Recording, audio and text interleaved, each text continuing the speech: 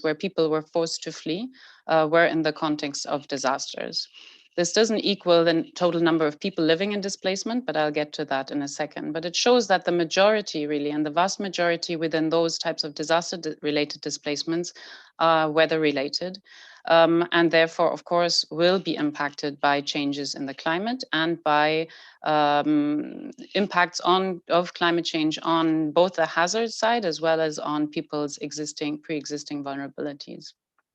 If we look at the global scale, I said it's a global phenomenon, but of course it is also distributed unequally. There's a focus, a concentration of disaster displacement in the context of floods and storms, etc., in East Asia and the Pacific, as well as South Asia. But you can see here Sub-Saharan Africa has quite a significant proportion of that as well.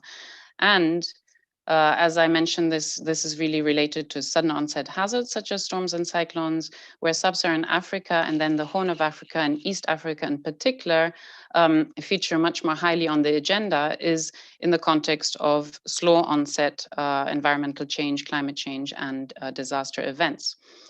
For the first time in 2019, we were also able to report on the number of people living in displacement at the end of the year.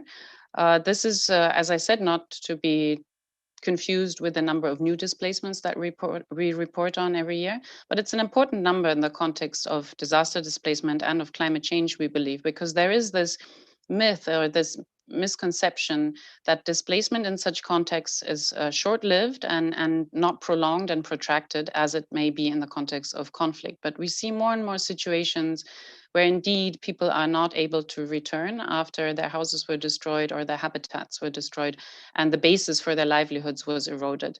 And this is particularly in the context of sudden onset disasters, again, where we are able to report it, but increasingly and anecdotally, as you will also know from the region, we see it more and more also in the context of, for example, drought-related displacements where habitats get uninhabitable and therefore other types of longer-term solutions for those displaced have to be found. So this 5.1 million that we reported on at the end of 2019 is a highly conservative estimate and figure. We know that, we're working on this, but it's an important one in the sense that it brings for the first time to our understanding and our consciousness the fact that there is protracted displacement in such contexts. I talked now or presented, yes? Excuse me for the interruption. If you can put the slides in a presentation mode, we'll be able to see big screen. You don't have them in the presentation mode? You should have them. That is a shame. I'll try again because I did precisely that. It's fine now. It's perfect now. Thank you. Now it's perfect? Perfect. All right.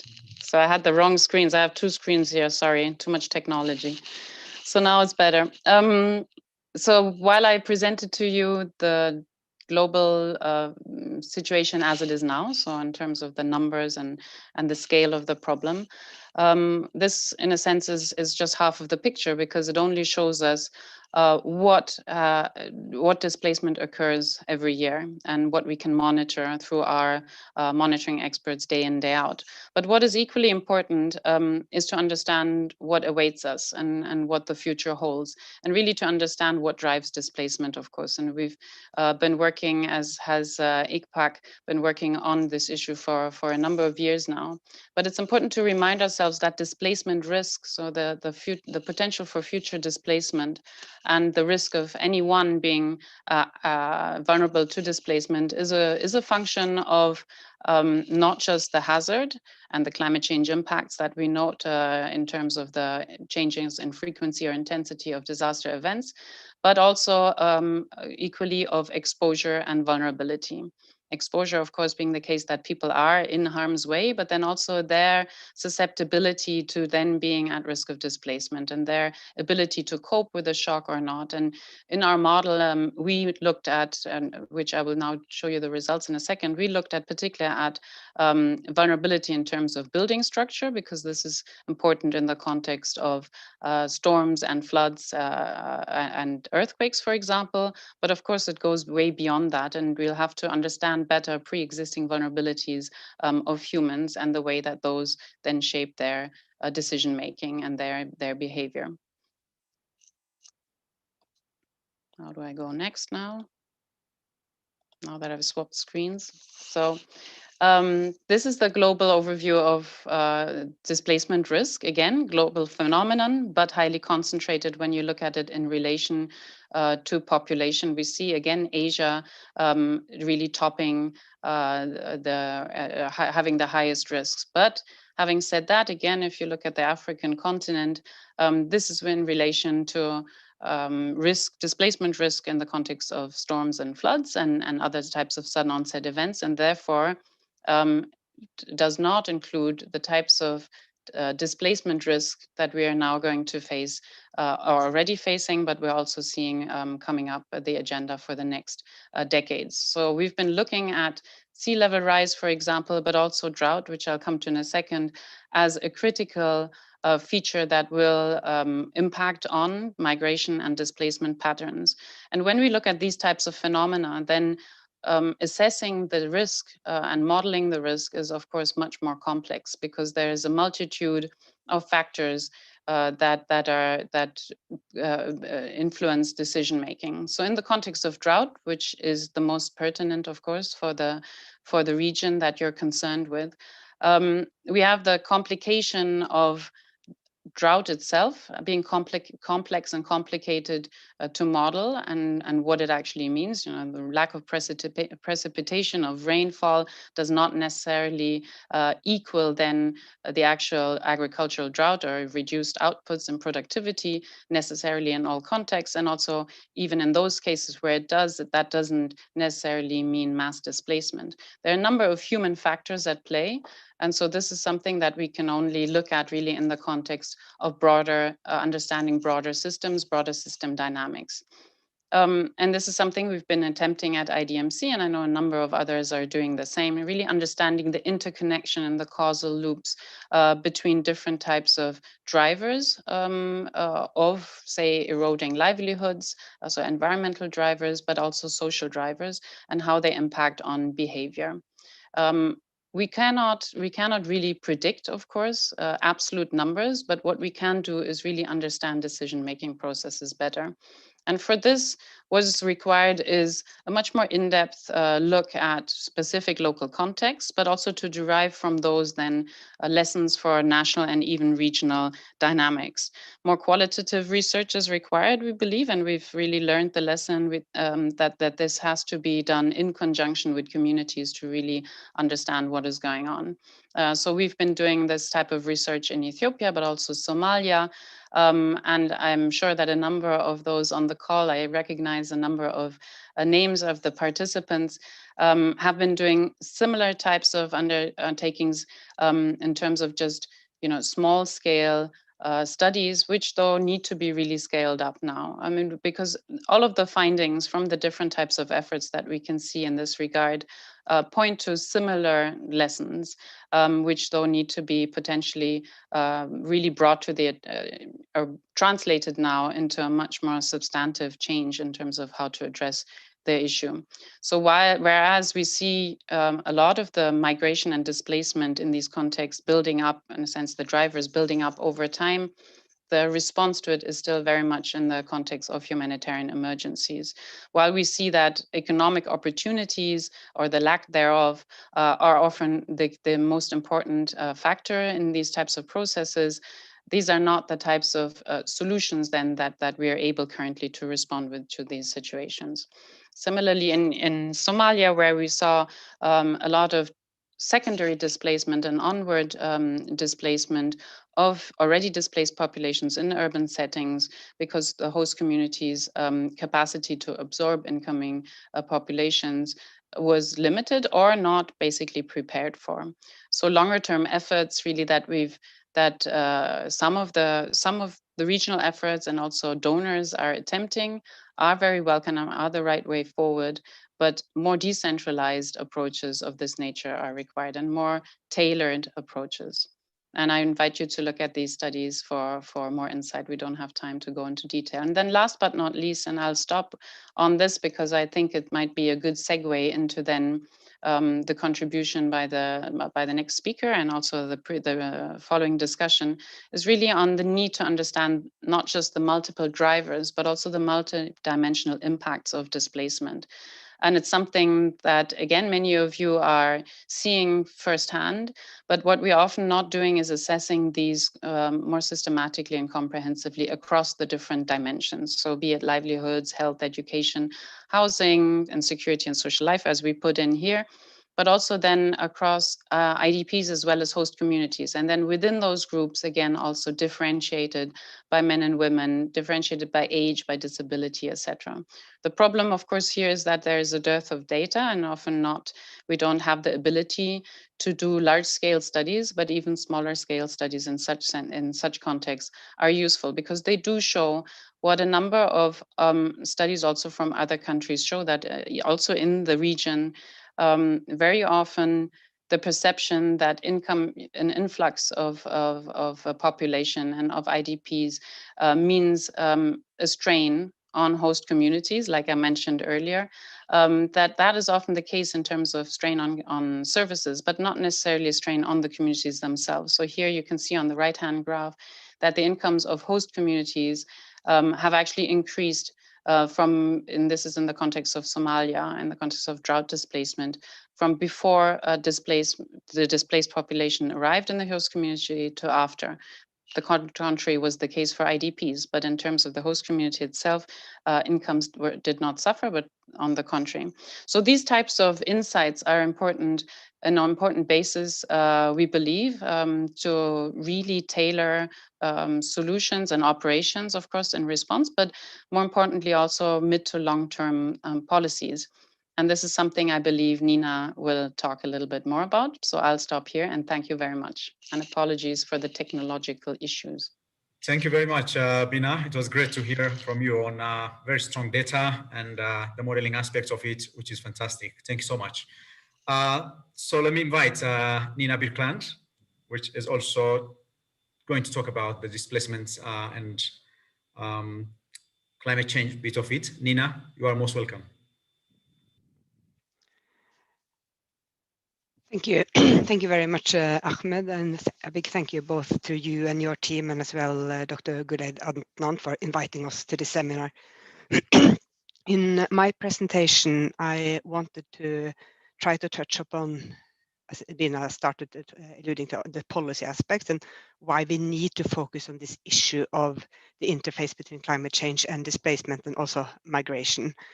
And I think the way I will do it is that I'll try to talk through a few slides. I don't have as many details as Bina, but I hope people can also ask questions while we move on and for after. When we look at displacement and climate change, I think we need to act from two reasons.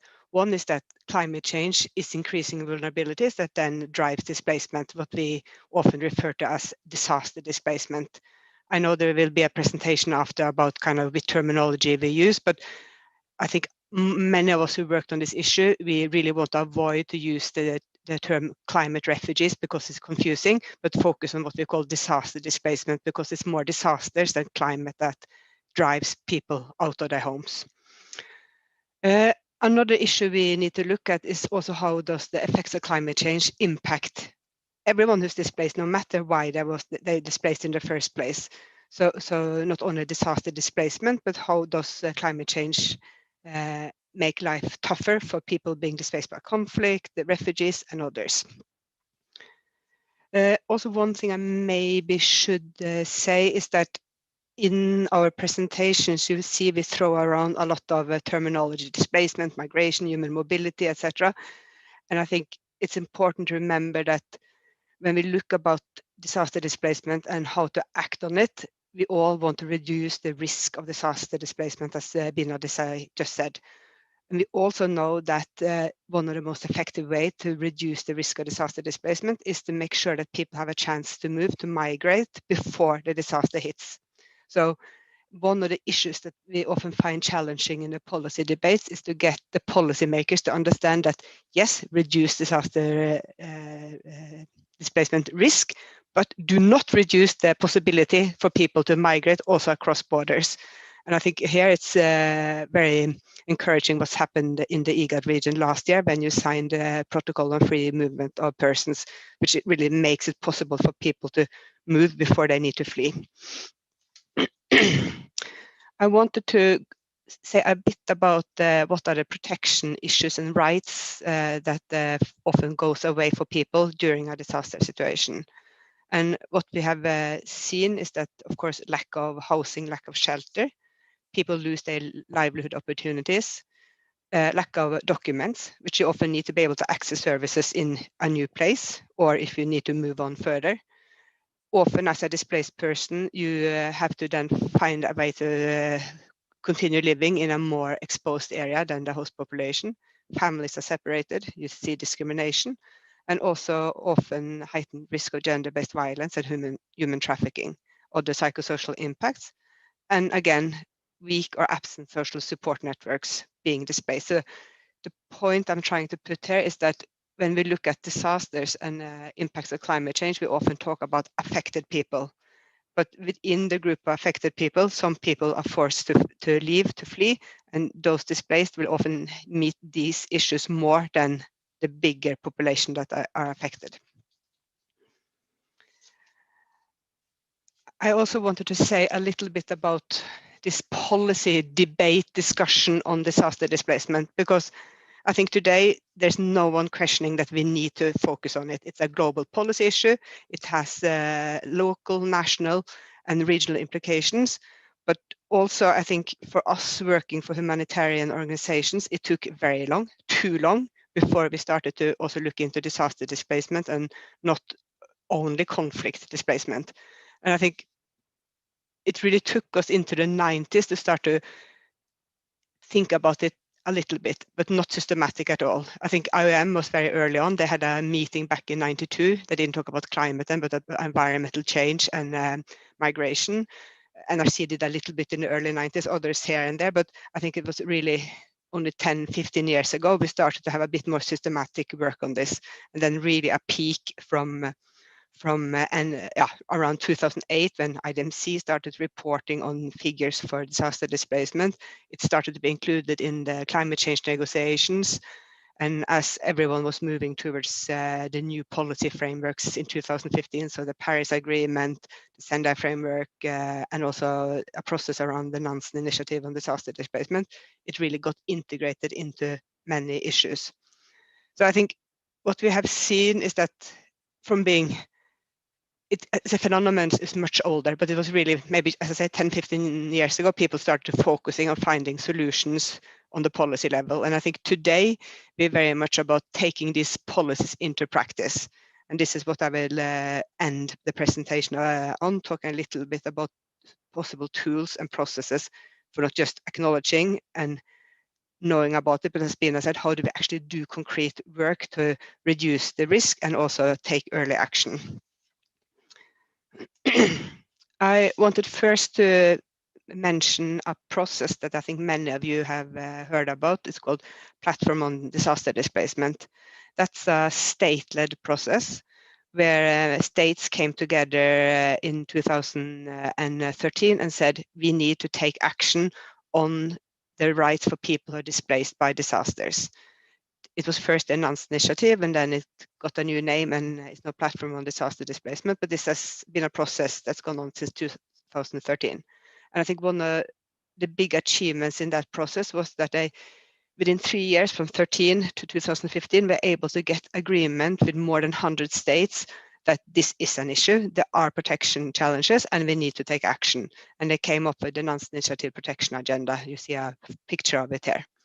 We as NGOs, other civil society organizations, many UN organizations, regional organizations, etc., we are also part of this process through the advisory committee that the Platform on Disaster Displacement has. There are 2 UN organizations that are working very closely with them, and both of them are talking after me, so IOM and UNHCR, whereas most of the other UN organizations are coming in through the advisory committee. Again, bringing it back to the IGAD region, there's one IGAD country that is member of the steering group of PDD. It's Kenya, but you also have other African states, Senegal, Madagascar, and North Africa, Morocco.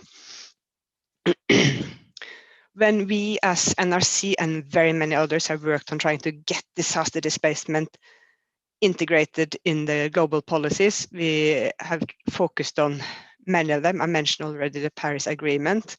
And as I think many people already know, under the decisions in COP in Paris in 2015, it was established a task force that should work on prevention of displacement. We also saw very clearly that when the two global compacts on migration and refugees were negotiated, climate change and disaster displacement was part of this discussion and is very much covered in the global compact for migration, but there's also some references to climate in the refugee compact. It's part of the discussion around the sustainable development goals, but hasn't really been as visible as I think many of us would have hoped. But I think the whole issue about leaving no one behind means that there's also, of course, a reason to why displaced people should be covered. I think what we really need to underline, and it doesn't show with logos here, is that it's much more work done maybe on the regional level than in the some other global when it comes to taking action. I mentioned the IGAD protocol on free movement, but also in other regions, there are concrete decisions and practice taking place. Then I wanted to end up with saying a little bit about how we are trying to work both with other organizations, but also very much with governments and their national disaster management agencies to help to ensure that disaster displacement can be recognized and acted on in disaster displacement or in disaster risk reduction strategies under the Sendai framework.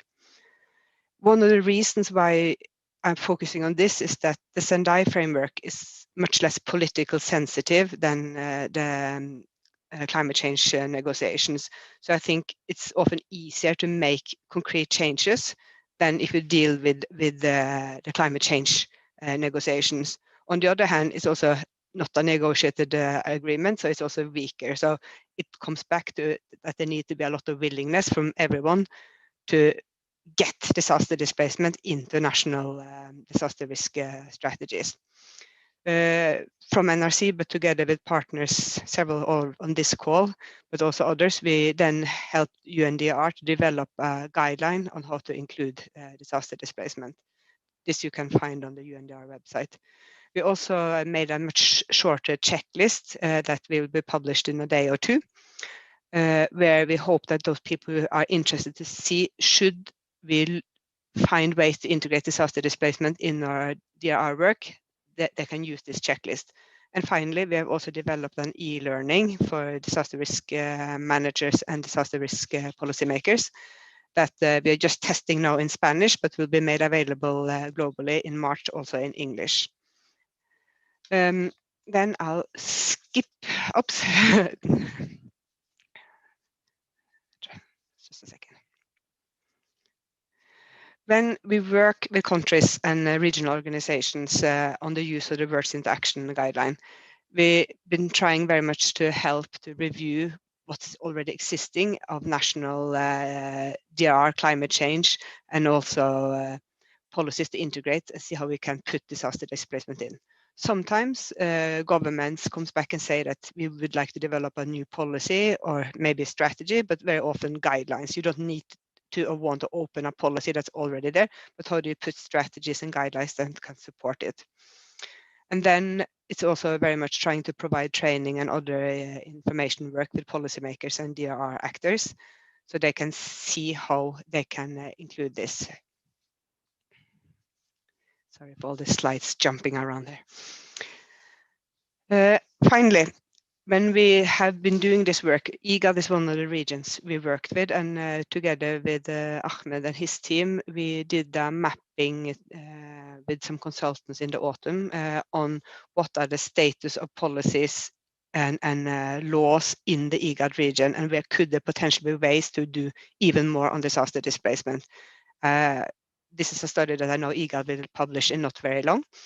We also worked closely with the National Disaster Management Agency in South Africa, Mozambique and Nepal, and in 2 other regions, Caprade, which is in Southern America, the Andean region, and Seplerenac in Central America.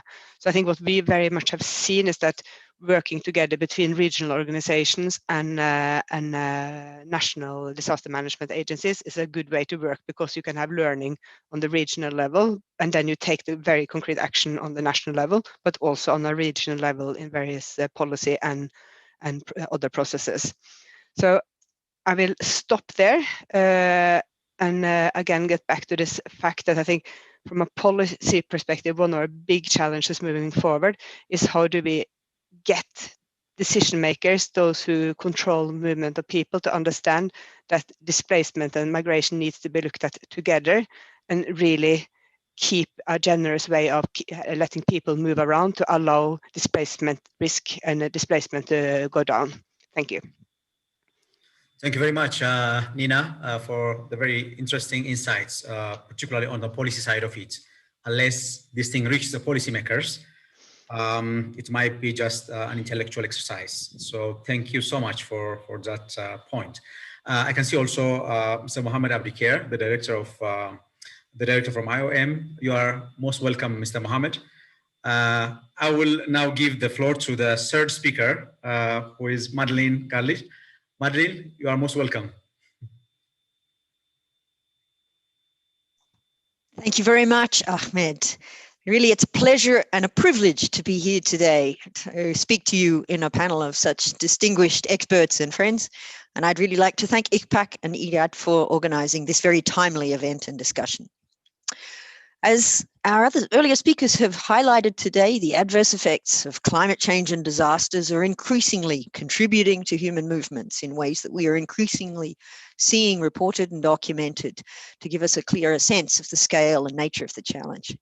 The sorts of movements we are seeing, as Nina has articulately indicated, include a range of different kinds of movements. They may take the form of migration as an adaptation strategy, sometimes voluntary and sometimes under extreme pressure due to lost livelihoods and other factors, sometimes in the form of planned relocation by individuals or communities, but sometimes also through displacement, referring to circumstances where people are forced to leave their homes. As IDMC's figures have shown us, a very great number of those forced to flee in such circumstances are internally displaced within the borders of their own countries, but some cross borders and seek protection from other countries. This can occur particularly where climate change and disasters act as threat multipliers. They can add to already prevailing stressors in societies or pre-existing vulnerabilities of people, exposing them in some cases to risks of serious harm or human rights violations. Acknowledging the impacts of the adverse effects of climate change and disasters on human rights and the displacement and protection needs they may trigger, UNHCR, in the course of the last year, has been working on developing a comprehensive strategic framework on climate action in consultation with partners and states. This includes 3 pillars. One pillar on the legal and normative aspects, addressing the needs for protection for people where displacement occurs in the context of climate change and disasters, and I'll speak to that in a few minutes. A second pillar, and let me also belatedly perhaps call this up on my screen. I'm sorry, I thought it was available before, but now I see it's not. Very good. Okay, sorry. There you have the 3 pillars of UNHCR's framework. So the legal and normative approach, which I'll mention in a minute. Secondly, on the operational side, looking in particular at work on prevention, risk mitigation, disaster risk reduction, and building of resilience. And then the third pillar, looking at greening UNHCR's own operations and seeking to reduce our carbon footprint. So this strategic framework on climate action is based on a protection-centered approach, reflecting UNHCR's protection mandate, and it's aligned with the provisions of the 2018 Global Compact on Refugees, which recognizes that while not in themselves causes of refugee movements, in most cases, climate, environmental degradation, and disasters increasingly interact with the drivers of refugee flows. The compact also calls for steps to be taken around protection, disaster preparedness, and inclusion of refugees in disaster risk reduction strategies, bearing in mind that many of them live in countries and regions that are particularly vulnerable to the effects of climate change. It also calls for early warning systems, access to sustainable energy in refugee settings, and other concrete measures in this regard. So it's a comprehensive framework that really addresses many different aspects of this issue, in which UNHCR sees an urgent need for action and a need for us to be taking proactive steps as part of wider UN efforts in that regard. But it also recognises that UNHCR can only have an impact in this area if it works closely together with its partners. Once this is finalised, the aim is that the strategic framework is going to be operationalised through the development of specific regional plans of action. And these will aim to build on the existing excellent work that's been done in many parts of the world on addressing risks linked to climate change, including in the IGAD region, and building on some of the many important tools and analysis that have already been mentioned in the course of our discussion today. So allow me now to turn to the legal and normative pillar in particular. And this is the section of UNHCR's work that myself and my team work on as part of protection, policy and legal advice. And this continues efforts that we've undertaken in previous years in seeking to contribute to discussing and developing guidance on the application of existing international instruments to address the needs for protection of people displaced across borders. It builds notably on the work that we have sought to do together with partners in the context of the platform on disaster displacement and our contributions to the Nansen Initiative agenda for the protection of cross-border displaced persons, the Nansen Protection Agenda in that regard. It builds on research that we have done over recent years and other work undertaken also in the context of the UNFCCC's Task Force on Displacement within the framework of the Paris Accord. So the specific tool that I'd like to mention today is UNHCR's recently released in October of last year, legal considerations regarding claims for international protection made in the context of the adverse effects of climate change and disaster. And this document's been issued in fulfillment of UNHCR's function in seeking to provide guidance on the interpretation and application of international refugee law instruments.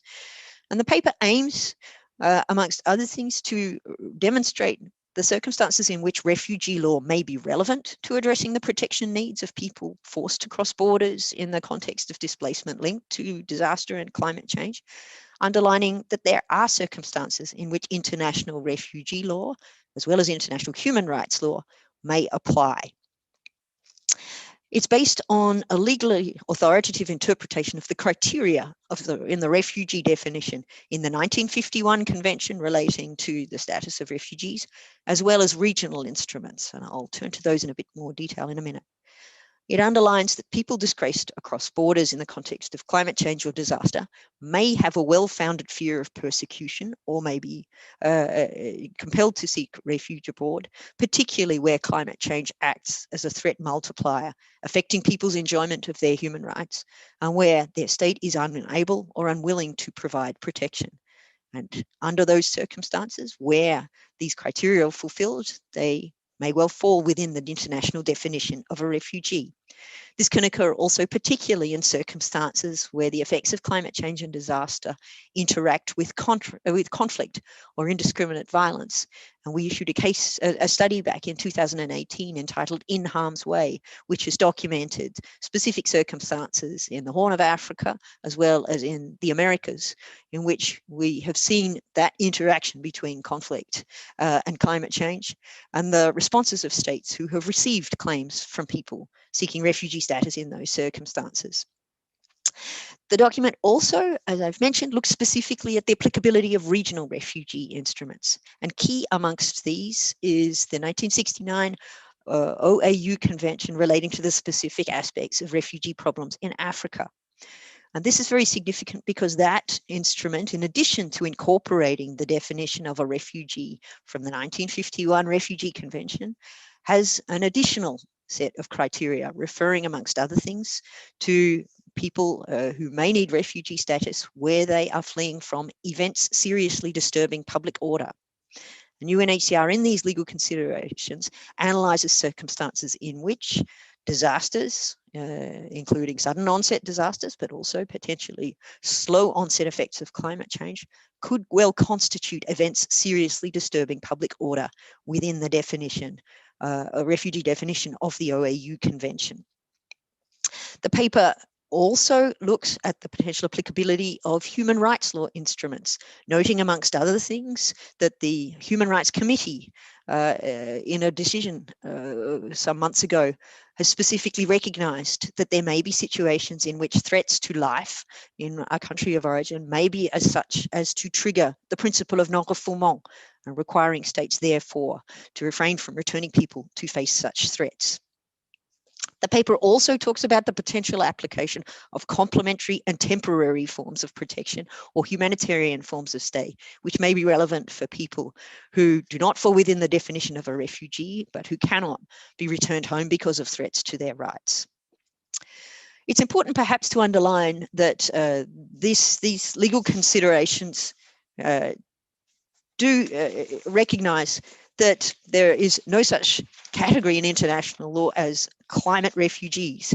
We agree with Nina in this regard that the term climate refugees can be confusing and can also give rise to unnecessary concerns that UNHCR or others are seeking to argue that there is a new category in international law or new obligations going beyond the scope of existing instruments.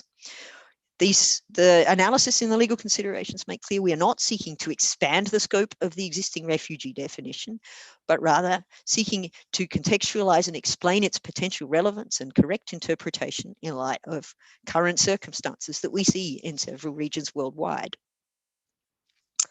While we acknowledge, therefore, that refugee and human rights law may not always be applicable to movements across borders in the context of climate change and disaster, but where there are circumstances that could give rise to protection needs, where there could be a link to refugee protection criteria, it's important that authorities examine claims for refugee protection in those contexts and analyse and consider carefully the potential applicability of those criteria as a grounds for granting international protection.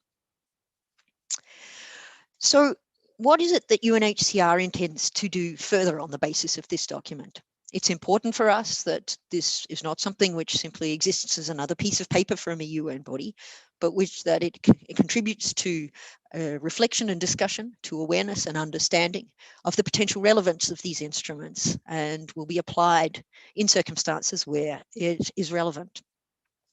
We're seeking, therefore, over the next few months to build dialogue and garner support for the interpretation and the concepts that are elucidated in this document with our key partners. And amongst these, we are looking at having a consultation in the next month, specifically with the African Union and the African Commission on Human and People's Rights. Their interest lies specifically in the applicability of the OAU Convention in this regard, and that will be an important opportunity for us to discuss this further. The discussions that we will seek to have also aim to contribute to the work of existing regional and international fora, including the Platform on Disaster Displacement, the Task Force on Displacement, the international discussions that we hope to have in Glasgow in the deferred COP26 later this year. We're also seeking to have an ongoing dialogue with human rights bodies that are increasingly finding before them cases relating to these kinds of situations. We're also going to be looking at discussing ways in which work on climate change and disaster displacement can be carried forward in implementation of the Global Compact on Refugees, mindful that this was a topic which received considerable attention in the course of the Global Refugee Fora, and that states that have taken part in the Global Compact have signalled their strong interest in exploring this further. We also want to continue to contribute constructively to work on the advancement of discussions around migration, bearing in mind, as Nina has said, that there is a spectrum of human mobility that is in issue here, and the important provisions that have been included in the Global Compact on migration. UNHCR is part of the UN network on migration established to support states in implementing the Global Migration Compact. And so that's a place where we hope we can support work on the migration aspect of responses to climate change and disaster, including potentially the creation of opportunities for legal and regular movement. as a means of averting the need for people to be displaced in the face of these phenomena. An important part of our discussions are also with judges very interested in this issue, who also wish to seek to move towards more consistent and informed approaches to interpreting refugee criteria in cases before them. And we also want to look at trying to advance our research agenda. We're looking at we want to broaden our examination of state practice in this regard, as well as jurisprudence of national and regional bodies examining cases linked to claims for protection and others otherwise related to climate litigation. And we want to consider the potential also of issuing further guidance to be informed by that research at later stages, as we all gain more experience in responding to people who are seeking protection in this context. So thanks once again for the opportunity. I'm looking forward to the questions and discussions, and want to once again underline how much we appreciate the opportunity to dialogue here with this very diverse audience that we see on the call, including a lot of people who are dealing day to day with the realities of the challenges that climate change is creating on the ground. Thanks very much. Thank you very much, Madeleine. And it's very interesting to hear from you, particularly the protection side of it, the protection pillars, and how it is linked with the adaptation agenda, the DRR agenda, as well as those definitions, which are very important, particularly when applying the rules of protection. We really appreciate that. And many of the participants are putting their questions in the chat box. I kindly ask the speakers to attend to those questions. Whichever is remaining, then we'll take it to the question and answer session. Thank you so much, Madeleine, once again.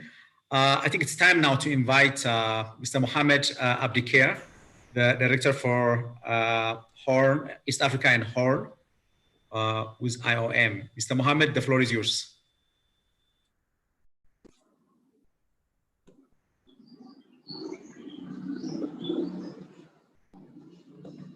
Thank you very much, Hussein. Can you hear me?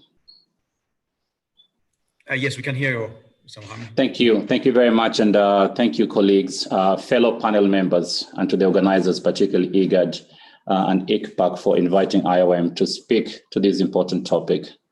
I don't have a PowerPoint, so I'll go straight into what I need to say. I'll open by outlining the interlinkages between climate change, migration, and displacement in the IGAD region. I will then give an overview of IOM's work to address climate and environmental related mobility to demonstrate the breadth and complexity of this topic.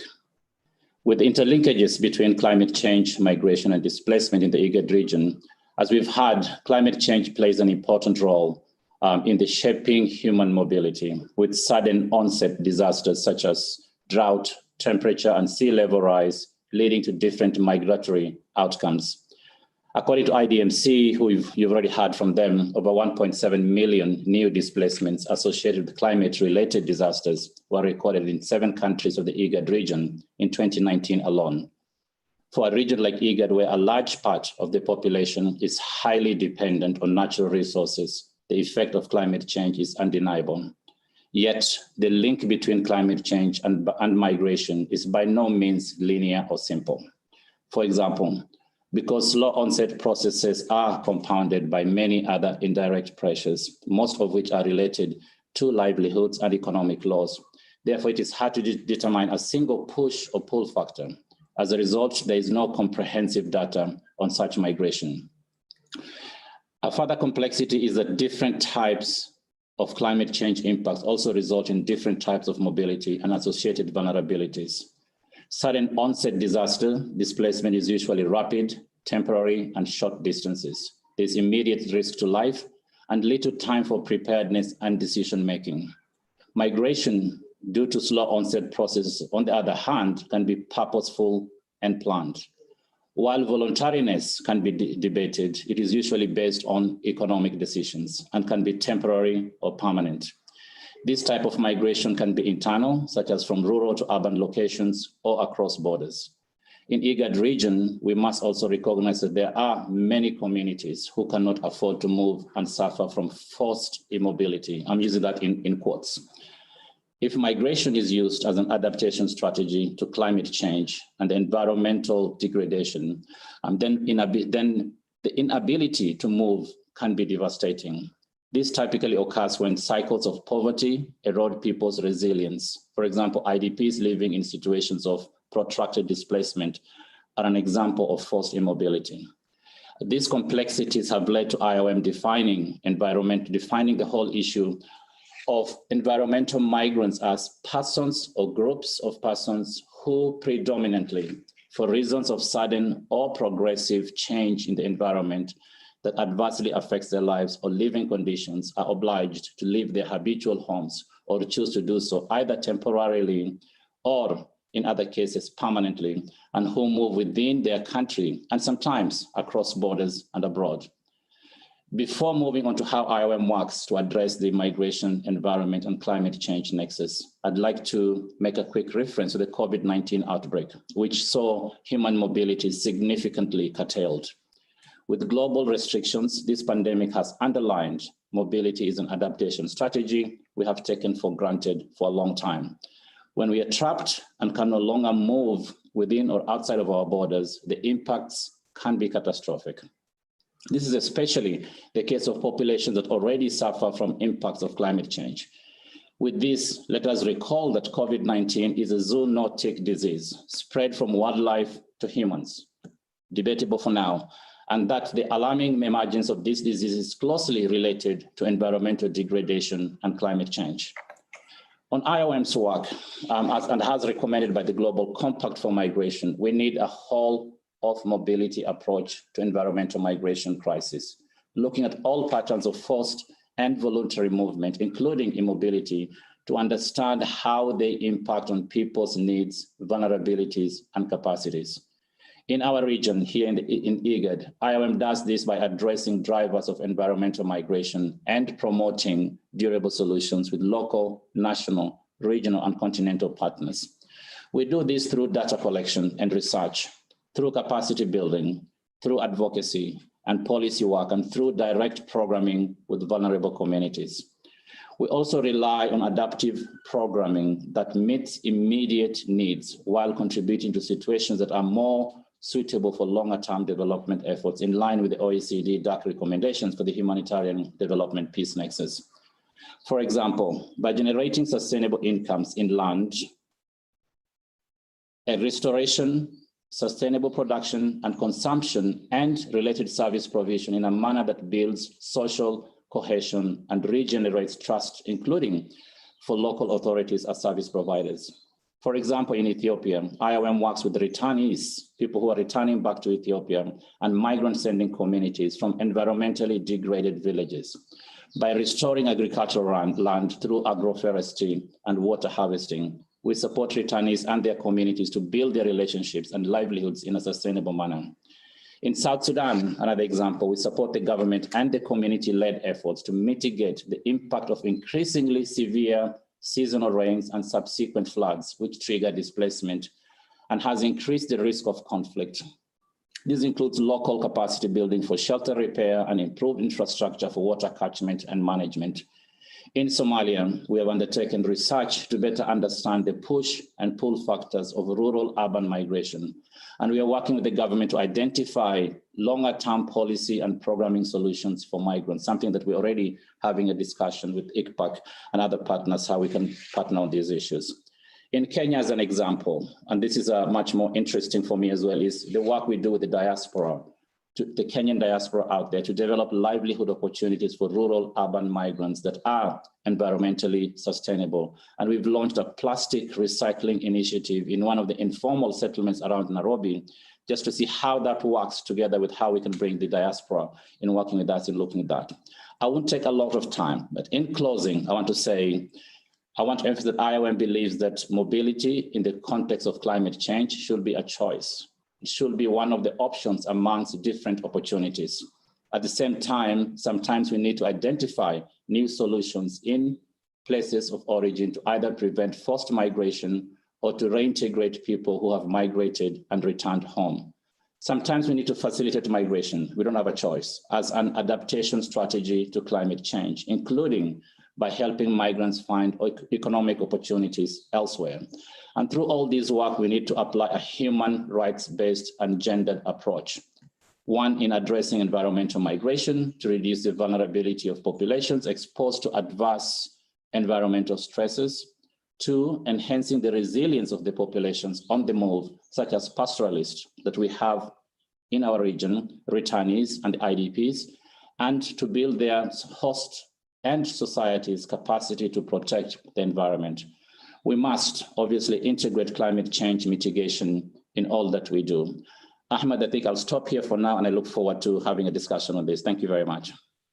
Thank you very much, Mr. Mohammed. And it's really brilliant to see the approach, the balanced approach that you have taken in terms of understanding migration as an adaptation mechanism, as well as issues to do with the protection side of it, particularly the issues that you raised, that your organization is working on returnees and so on. That's brilliant to see, because that is quite interesting. Also, the point that you raised in terms of looking at it as a holistic mobility, which of course includes migration, displacement, and maybe temporary relocations.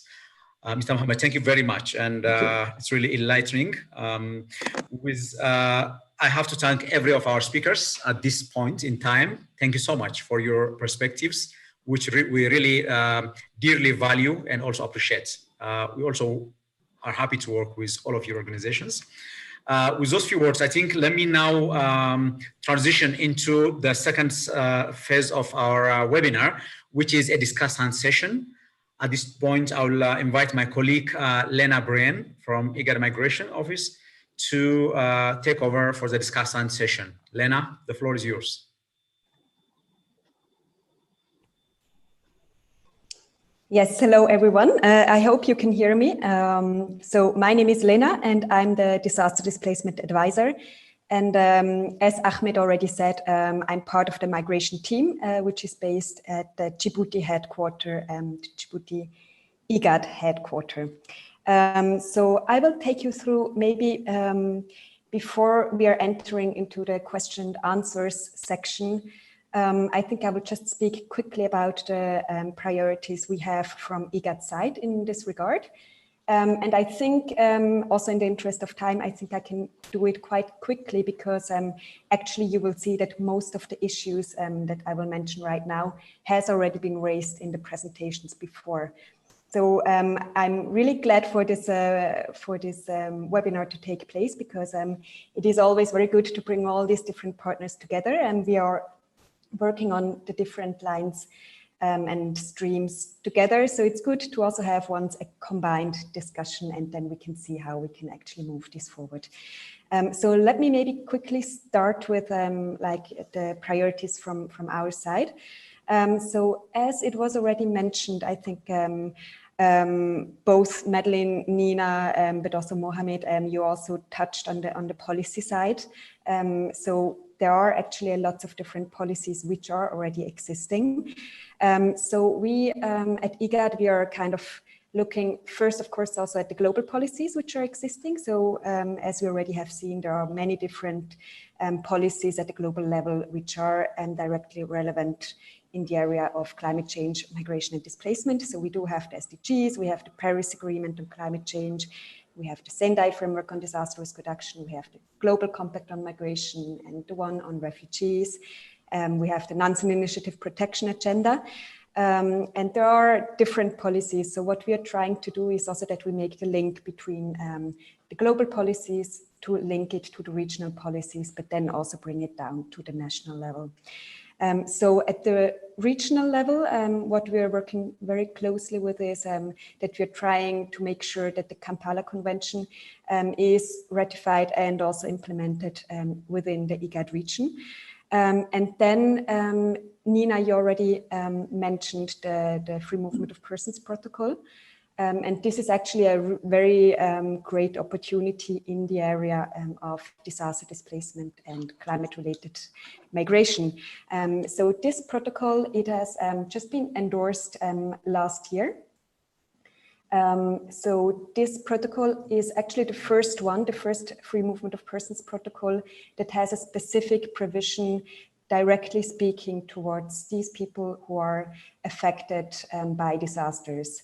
And it is a great provision because it actually On one hand, of course, it facilitates the entry and the stay of these people when they have to move in another country. But it also is very proactive because it also says that it also allows the people who are moving in anticipation of a disaster to happen. And the last point, which is actually very progressive, is that it also says that as long as it is not reasonable or possible to return to your country of origin, this person can actually can stay in the host country as long as this is actually possible to return. So it is a very great tool, and we are very happy that disaster displacement is so prominently addressed within this framework. And it will be a great opportunity also when we enter into the next phase of implementation. And then coming maybe to the national level. We are working on two different streams. So one thing is that we are trying to include the climate change issues within the policies that exist in the area of migration and displacement.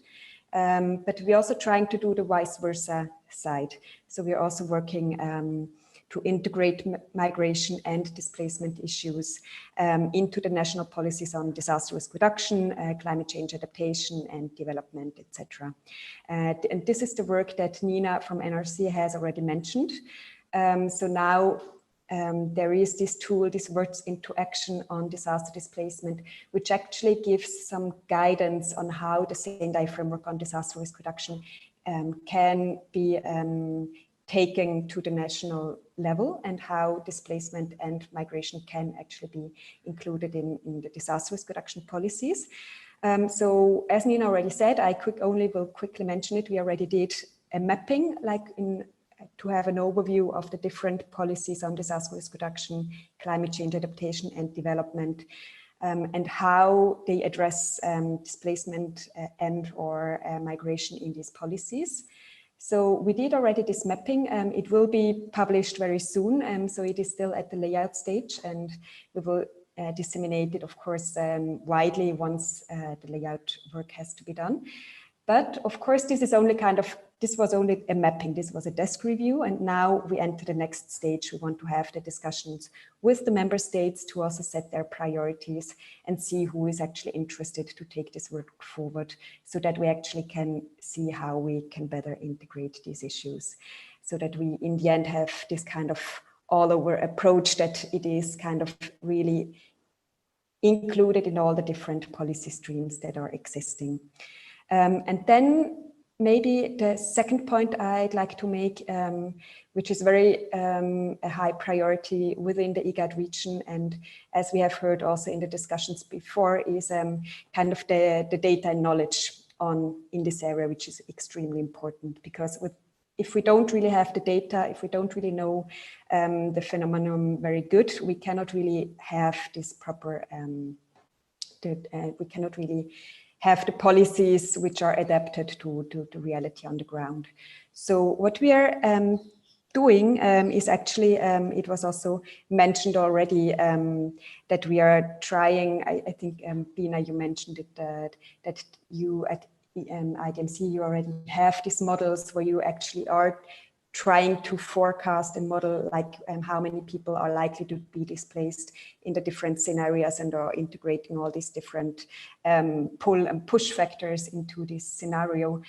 So we are trying to also bring this work together, so that both the climate predictions that are done by the ICPAC Center, that they also integrate the displacement and migration side of it, so that we have a better overview and a better forecasting system, so that we also have a better information sharing tool that also in the end trickles down to the local level.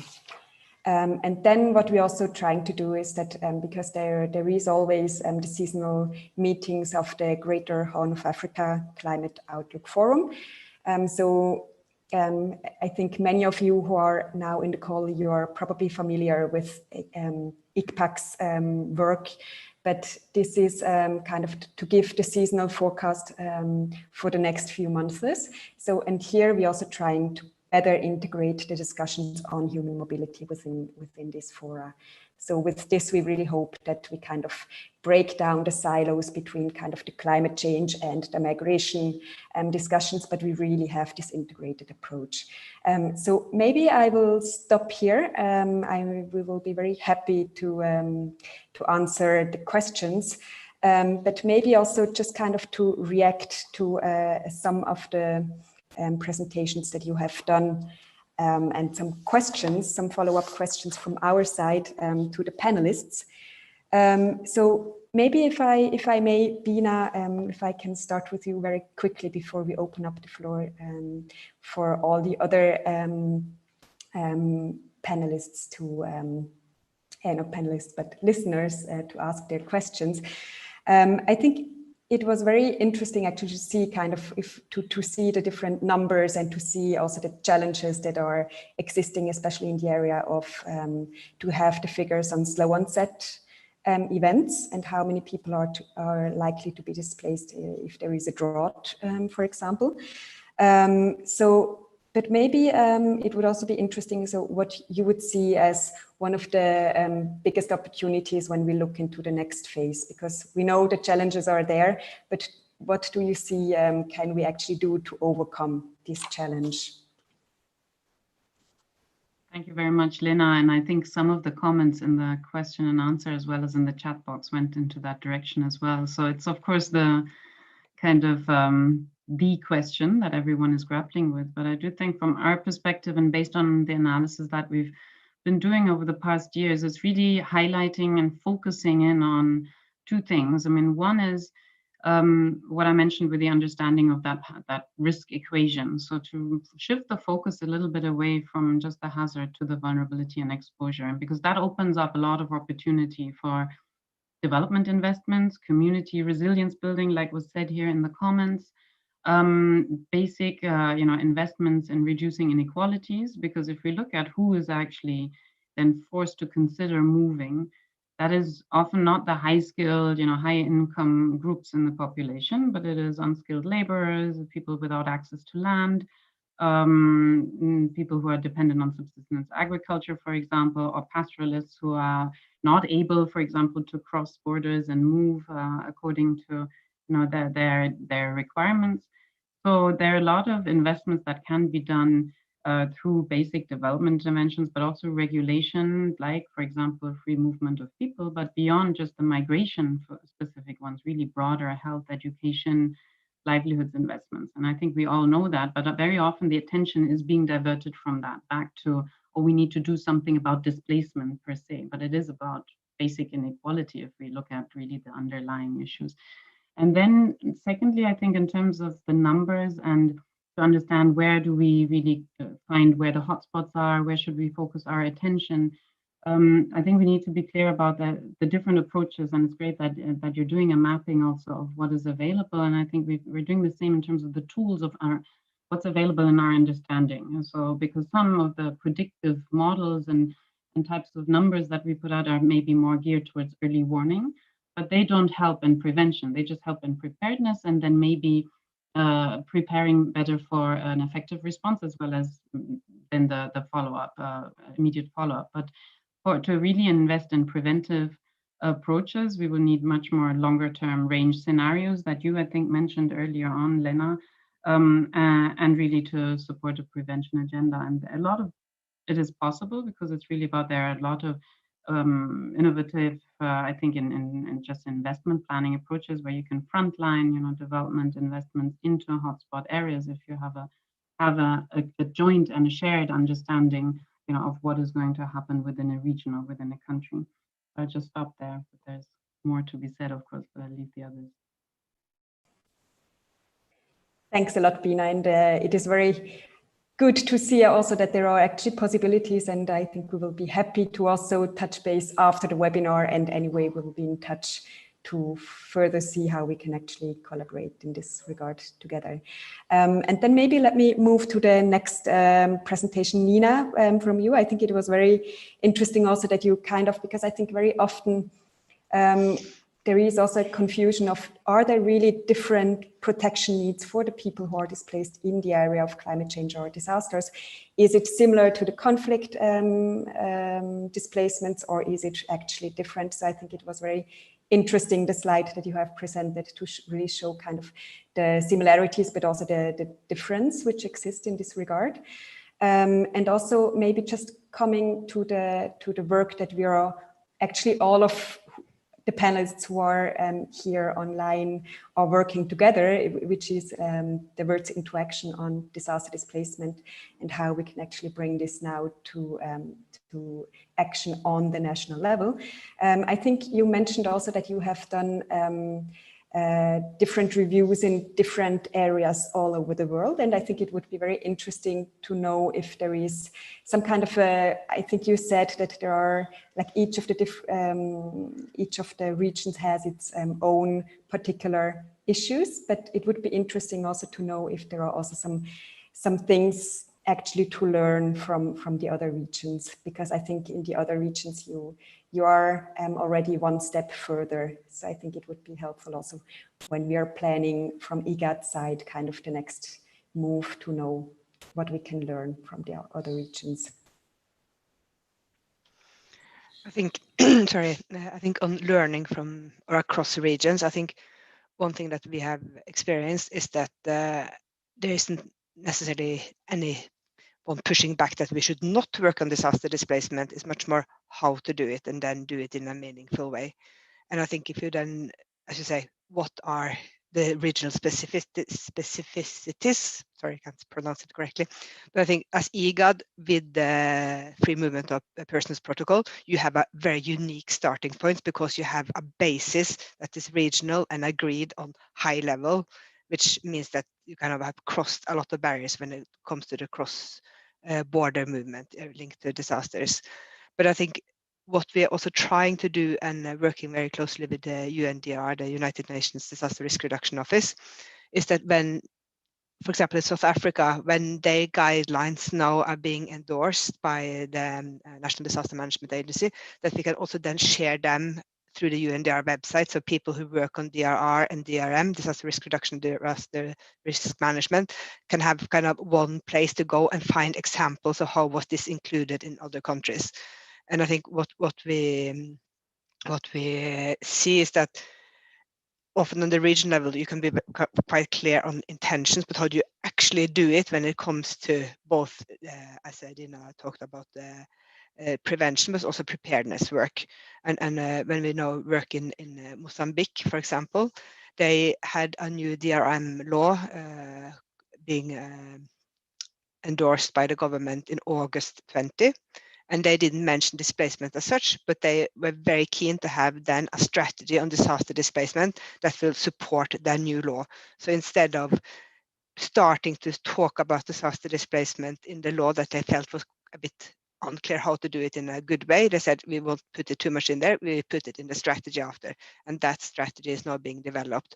So I think the main experience is that there is a big willingness to do it, but how do you do it with the current resources? How do you do it without kind of putting a big new process on top of everything else? And I think, as you said, how you as IGAD are working to kind of get displacement into the climate change and disaster risk work, and the other way, get climate change and disasters into the more humanitarian protection work. So if you're trying to get those two sectors to pick up the practice, so it's not about creating new systems, but making the systems that are existing much better. So I think sharing and using UNDR as the DRR organization as the holder of the knowledge. And I think also what I think is very important is that when there are events, whether online as these days, or when we maybe go back to more face-to-face, that we also have kind of learning labs and not just side events and presentation where we try to show what are we doing and how good are we doing on it, but really how can we work together and how can we learn from each other. And we see now that Mozambique and South Africa, there's a lot of learning going between the two countries because there's a lot of similarities. And I think this, I think there will be a lot of space also in IGAD. How do you learn from each other within the IGAD region? Okay, thanks a lot, Nina, for these precise recommendations, and we'll definitely make sure to pick them up. And maybe let me go quickly to UNHCR, to Madeline. Maybe one very specific question to you, because I think it was very great to have this overview of all these different policies and legal frameworks that exist in this regard. You have said, well, very often it is actually a combined factor. There is also you're having the discussions on using the OAU convention, which is also very interesting, because actually in the drought situation that was in Somalia in 2012, this was actually the instrument that was used to grant refugee status in the neighboring countries. But of course, it is not systematically used, and there is the possibility to actually do that. And now, in addition to that one, we do have the free movement of persons protocol, which is also very important and actually a great tool to better protect these people. And my question would be a very quick one. If we see that all these different policies are in place, do you think with that kind of the issues are covered and the people are covered, or would you think that an additional policy which specifically addresses these kind of movements is required? Or do you think we can actually use the existing pathways that are already there? Thank you, Lena. It's a very good question. Indeed, I think today's discussion has highlighted that we do have a number of important tools in existence.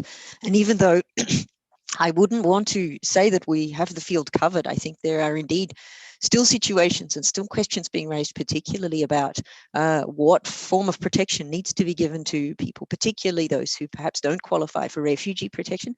I do think we need to work further on looking at better application of the instruments that we have.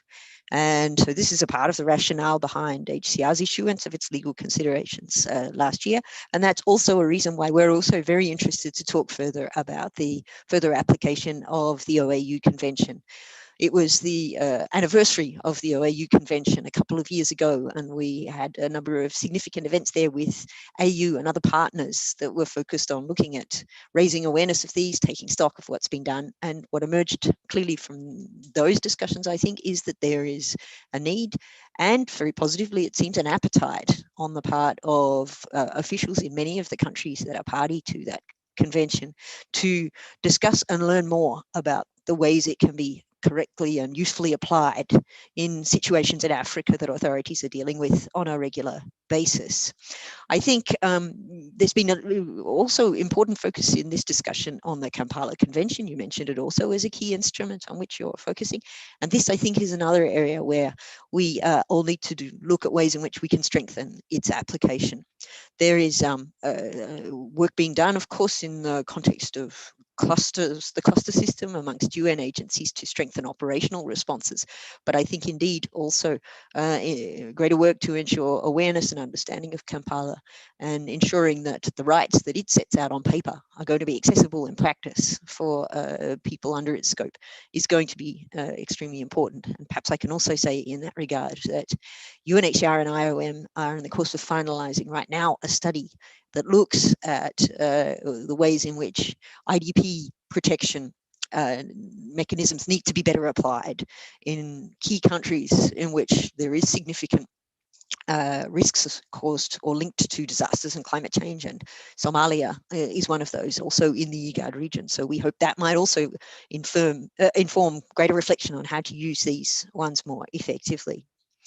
Perhaps linked to your question, Lena, there's one more element I could raise, and I raise this also because I see there's a number of questions in the chat about it. And this is the question of gathering and having data. And I think this is also an area where we all need to think about ways in which we can do better. Bina, of course, has highlighted what IDMC is doing, and they are really just the leaders in the field with regards to gathering data on internal displacement in that regard.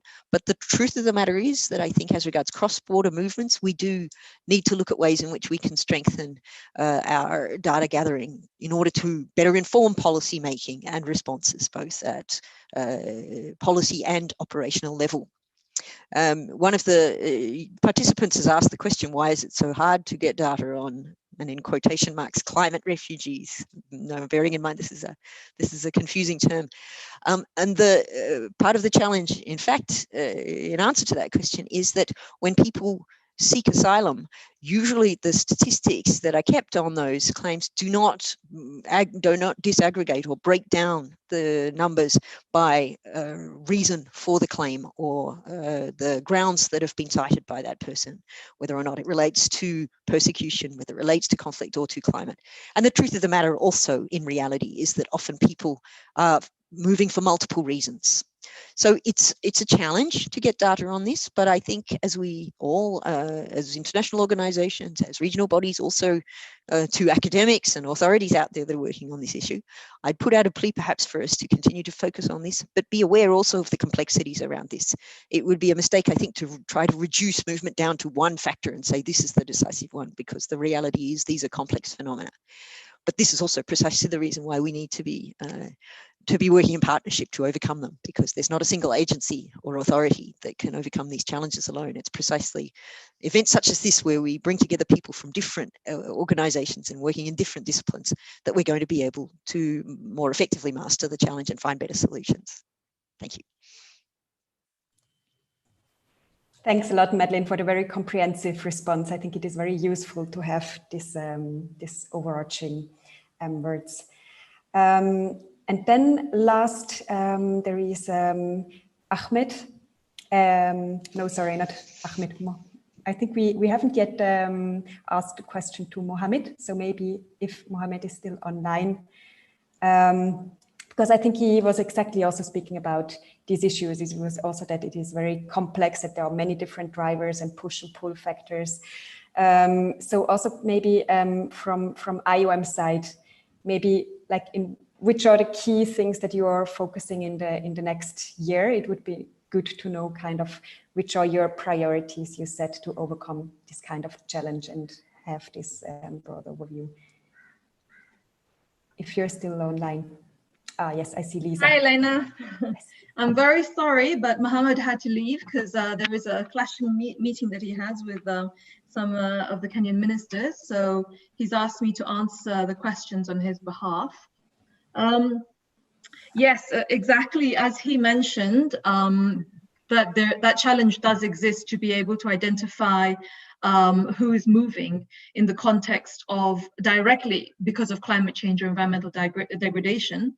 And I think this is one of the rationales behind Article 16 in the free movement, in IGAD's free movement protocol, that, you know, we try to ensure that we don't necessarily pinpoint specific people and ask these very specific questions because, you know, a lot of the decision is based on economic stresses as well, you know, difficulties to continue with an existing livelihood, especially in this region where we know most people are dependent on natural resources for their livelihoods. So yeah, in IOM this year, the areas of focus really are to strengthen, I think mostly the work that we do together with you guys, with IGAD, with ICPAC, and with ICPALD. We're very keen to support the implementation of the roadmap of the Transhumance Protocol. We think that pastoralism is a key group of people that we would like to work with in this region. And I think there is just, you know, in general, there is an awful lot of interest as well that comes up about the conflict dimension in relation to human mobility and climate change. These are things I think that we continue to address and continue to work with. And we see a lot of trends as well, you know, trends in terms, for example, of forced immobility, where people in IDP camps, for example, are becoming, where their displacement is becoming more and more protracted, and cycles of poverty are really impacting on a lot of communities. So we, you know, we work with a range of migrant populations, also, for example, returnees, people who return back to environmentally degraded lands, which forced them to move in the first place, and you know, they might return back and find themselves still in the same situation. So our focus also, you know, looks at different things. It looks at facilitating migration for those who need it, but also stabilizing communities who are in climate fragile locations who may want to stay, and therefore making sure that migration is an option and a choice and not forced. So yes, that's in a nutshell, I guess, some of the work that we're doing, Lena.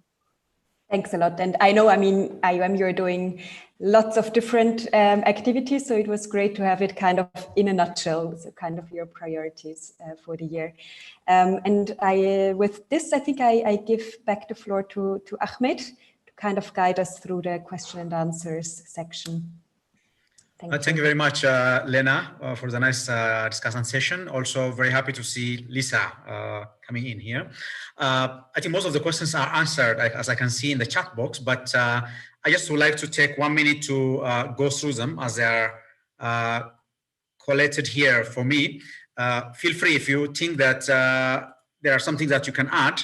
I will give you another one, 2 minutes to each of the speakers, so that you can come in and try to address. For example, our colleague Abebe is asking why the Horn of Africa is a hotspot for migration and displacement. Anyone who think he can answer can come in. The other question is from Narcos Ware, who's saying, personally, I hope that the interface of the interaction of disaster and climate change is not well understood over many parts of the globe, including concept.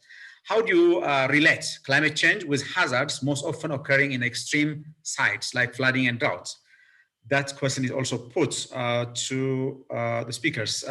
Maybe the other one, which I think is not yet answered, is from Abdisamed Jamal Kader, who puts, to predict displacement risks, the climate change models should include socioeconomic and political aspects of the country, such as unemployment rate, GDPs, and conflict potentials.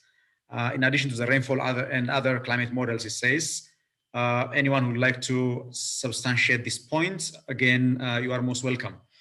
I think apart from that, the others are almost touched upon. So let's save our speakers and also our participants some time by not repeating, you know, the questions and answers.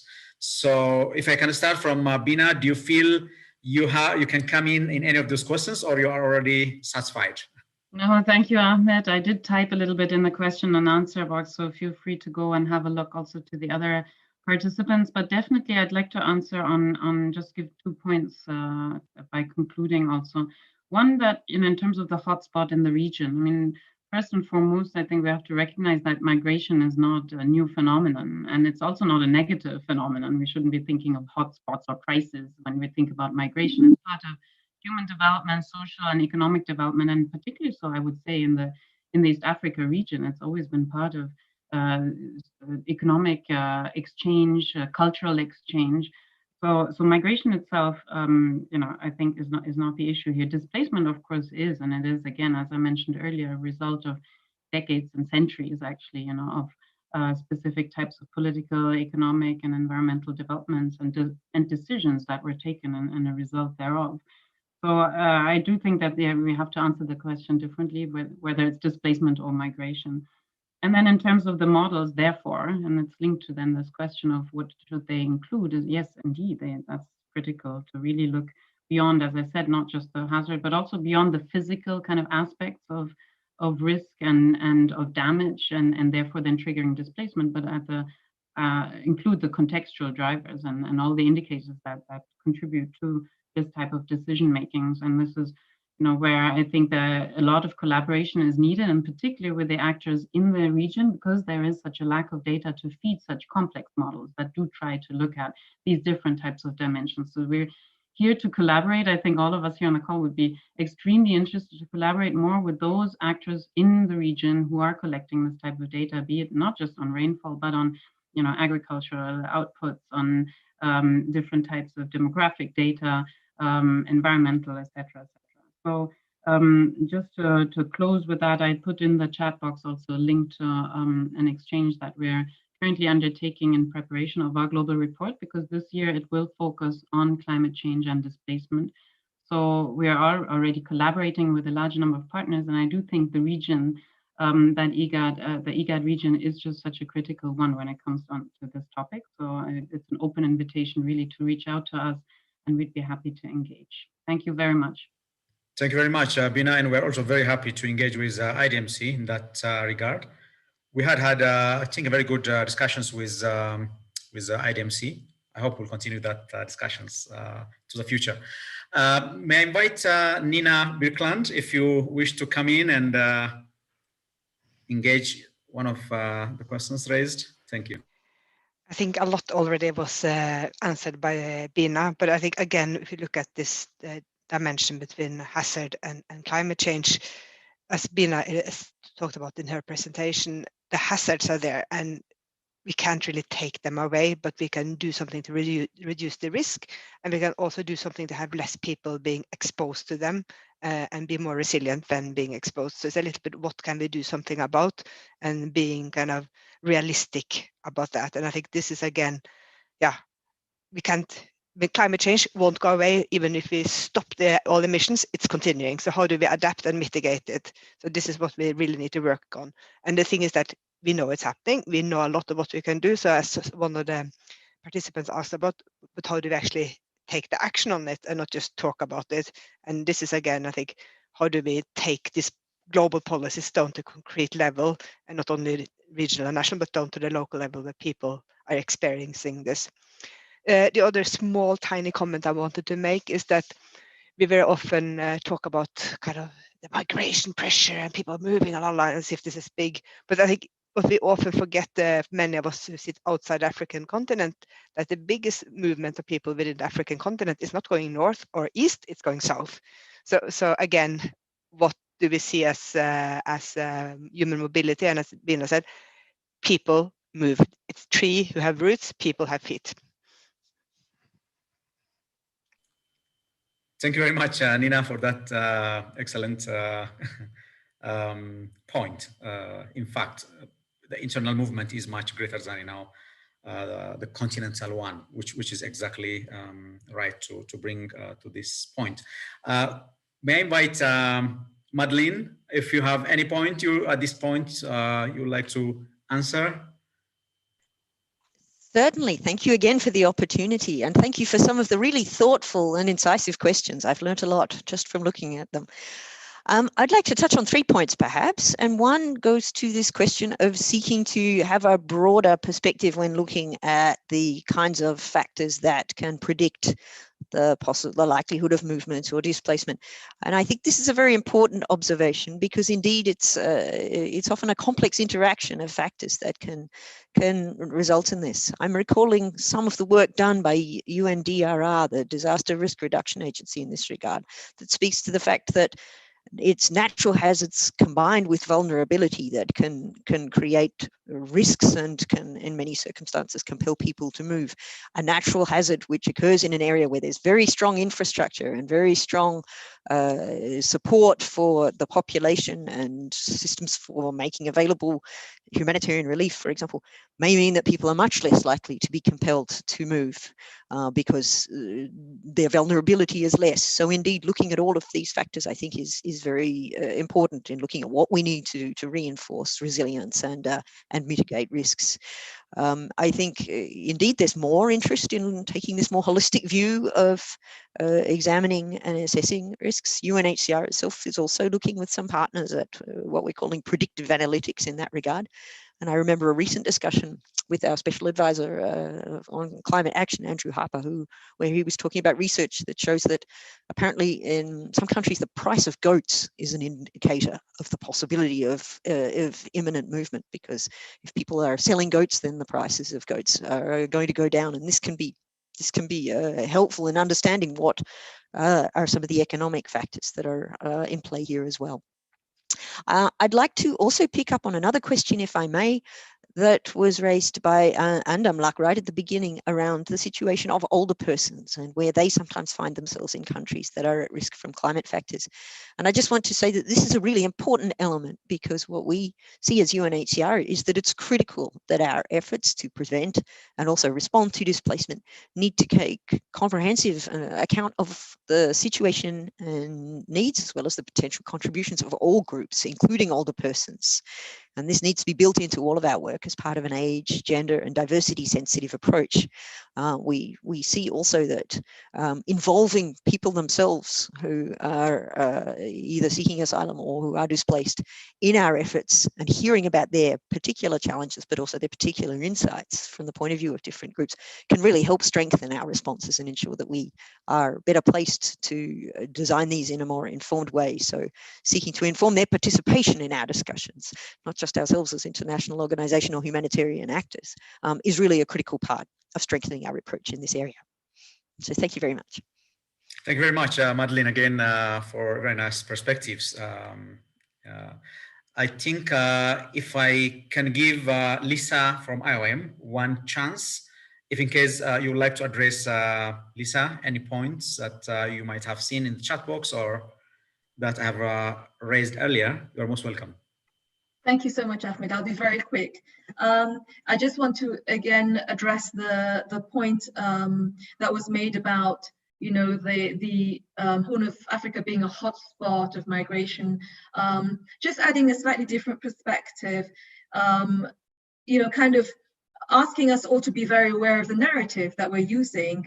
Migration has historically been a strategy in response to environmental stresses. It's been used for decades, it's age old, and recently, or relatively recently in the last few decades, the narrative has changed, it's become politicized, and we need to wonder why that is. You know, why is it that migration is now being seen as bad, and we find these words like, you know, hotspot of migration, you know, kind of being said in a negative way. So as some of the other you know, panelists have already very clearly said, migration is actually a very positive thing. It's, you know, it really contributes to economic development. So I think, you know, it's just really for all the participants here who are listening, just to be a little bit aware of the narrative that we're using. That's it from me. Over. Thanks so much, Lisa, again, in bringing that aspect of migration, which is an age-old actually adaptation mechanism for most of the community, for many communities, particularly in the East African setting. I think at this point in time, we're a bit 10 or so minutes beyond our time. We really appreciate that. We didn't drop so many people also, but we have to close it right here. I thank you very much, our great speakers, all participants. Thank you for your time. Thank you. Goodbye. Until next time. We'll see you soon. Thank you. Thank you very much. Thank you, Igad. Thank you. Good afternoon, all. Good afternoon. Bye, everyone. Thank you.